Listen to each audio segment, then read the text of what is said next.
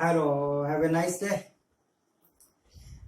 मुझे याद है कि जिस वक्त मैं स्टूडेंट था, बच्चा नहीं था पर बड़ा भी नहीं था, मैं और मेरी सिस्टर रोज यूनिवर्सिटी जाया करते थे।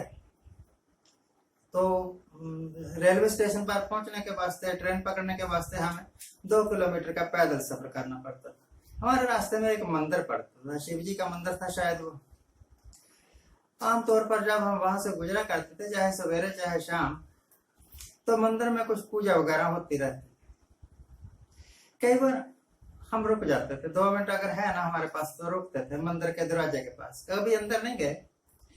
मुझे और मेरी सिस्टर को बड़ा आनंद आया करता था। वो घंटियां सी बजती थी, टन टन टन टन है, और पूजा के मंत्र जो पढ़ते थे, हमें पता नहीं समझ आता था उस वक्त, क्या नहीं आता था, परंतु उनका जो रिदम होता था ना, rhythm, that was very attractive, बड़ा अच्छा लगता था। अब जमाना बहुत बदल गया है। अब तो कोई एक धर्म वाले दूसरे धर्म वालों की बात बर्दाश्त तक नहीं करना चाहते, सुनना चाहते हैं। मुझे याद है, मैं आई वॉज इन सर्विस, तो सोनीपत नाम की जगह थी वो। वहां पर मुस्लिम आबादी ज्यादा है, तो वहां के 3-4 जो हाफिज टाइप के लोग थे ना, हाफिज यानी के धर्म गुरु, वो मेरे पास आते थे, बातें करते थे। मुझे उनकी बातें बड़ी अच्छी लगा करती थी। हालांकि उनकी बातों से हमें कुछ लेना देना नहीं था, बट वो जो स्पिरिचुअल चीजें हमें बताया करते थे, बोला करते थे, दोज वर वेरी इंटरेस्टिंग, अच्छी लगती थी। खैर, मैं बात कर रहा हूं अपने ही एक भाई बंधु की। जहां मैं रहता हूं वहीं रहते हैं। हमारे एक बुजुर्ग औरत थी, ताई जी। जवानी में ही उनके पति का देहांत हो गया। जब पति का देहांत हुआ तो हमारी ताई जी के 4 बेटे और 3-4 बेटियां थी शायद, पक्का मुझे याद नहीं, 3-4 बेटियां थी शायद। 4 बेटे तो पक्का ही है ना। और एक दिन अपनी उम्र भोगते भोगते लगभग 80 साल की जब हो गई, तो ताई जी की डेथ हो गई। जब तक वो जिंदा रही, उसको किसी ने दवाई तक नहीं पूछा, रुल के मारी, पानी का गिलास तक नहीं देते थे लोग, और मर गई। रुल खोल के मर गई, जैसे भी मर गई। मुझे अफसोस हुआ उस दिन। मैं गया उस बूढ़ी औरत के सराहने खड़ा होकर, मन में सोचा, मैंने बोला, सवाल किया उससे, क्या फायदा हुआ 4 बेटे पैदा करने का, 3-4 बेटियां पैदा करने का?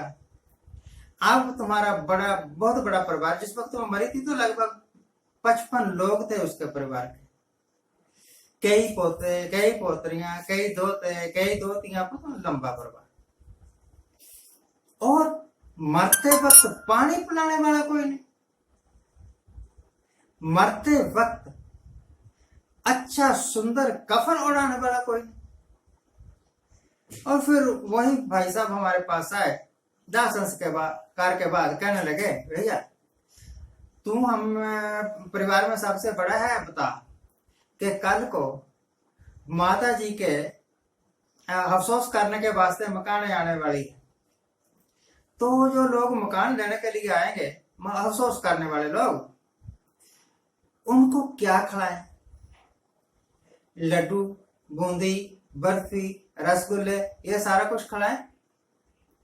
मैंने कहा, जैसे आपकी इच्छा है कर लो, मेरे से क्यों पूछते हो? मैं तो आपके इस धर्म को, पखंड को मानता ही नहीं। जिंदा आदमी तक को आप पानी नहीं पिलाते, जब मर गया तो उसके सराहने एक सरसों के तेल का, कई अपना बड़पन दिखाने के वास्ते घी के तेल का, देसी घी का दिया जलाते हैं। अब किसको रोशनी दिखा रहे हो कंजरो? जब ये मर्द जिंदा था, पानी तक नहीं पिलाया, बुखार की 2 गोलियां तक नहीं लेके दी डॉक्टर से, मर गया बेचारा। और अब घी के दिए जला रहे हैं, अति सुगंधित पदार्थ, अगरबत्तियां जला रहे हैं, किसके वास्ते? जो जाना था चला गया। और अब जो अफसोस करने के वास्ते लोग आएंगे, लोग दिखावे के वास्ते आते हैं। माफ करना, कोई किसी के वास्ते नहीं रोता। बाबा नानक ने कहा है सिर्फ दिखावे के वास्ते, सिर्फ लाभ के वास्ते रोते हैं जो हम उस आदमी से ले रहे थे, उस औरत से ले रहे थे। बस बिल्कुल सेम सिचुएशन इस वक्त गवर्नमेंट की है। हजारों लोग मर गए, कभी नोटबंदी में मर गए, कभी कोरोना में मर गए, कभी लॉकडाउन के कारण मर गए, सड़कों पर चलते चलते मर गए, रेल की पटरियों का पर चलते चलते मरते। कभी किसी को कोई अफसोस नहीं हुआ। आपने सुना नहीं होगा कि कभी सुल्तान आजम हिंद ने 2 लफ्ज कहे हों, यही सॉरी फील किया हो कि मेरे कारण, मेरे गलत डिसीजन के कारण नोटबंदी की लाइनों में लोग मर गए, लॉकडाउन के कारण लोग मर गए, भिखारियों जैसी जिंदगी जीने के वास्ते मजबूर हो गए। पर आपको पता है कल सुल्तान आजम हिंद, सुल्तान राजाधिराज, राजा मर गए, राजाओं का सिस्टम भी खत्म हो गया, पर ये अपने आप को सुल्तान समझते हैं, राजा बादशाह समझते हैं हिंदुस्तान के। अनाउंस कर रहे हैं 1500 करोड़ रुपए का प्रोजेक्ट, 200 करोड़ रुपए का प्रोजेक्ट। क्या कर रहे हो? ये प्रोजेक्ट आपके किस काम के भाई?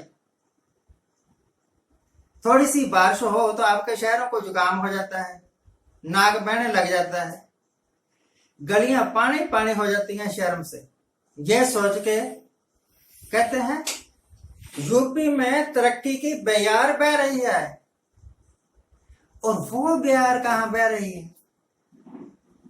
वो तरक्की की बयार, उसके बारे में भी 2 लफ्ज बोल देते हैं कि मर गए लोग, दाह संस्कार करने के लिए चवन्नी तक नहीं है, लोग वैसे ही छोड़ के भाग गए अपनी लाशों को, अपने रिश्तेदारों की लाशों को।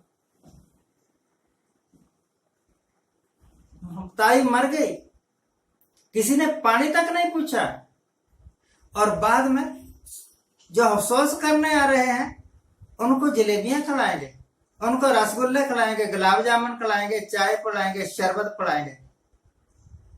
जो मर गए इसी आदमी की बेवकूफियों के कारण, उनको कोई राहत नहीं, उनके बारे में 2 संवेदना के शब्द तक नहीं, और बेशर्मी और ढीठपन इतना कि अब 1500 करोड़ रुपए का फलाना प्रोजेक्ट, 1500 करोड़ रुपए का फलाना प्रोजेक्ट, हजारों करोड़ रुपए के प्रोजेक्ट।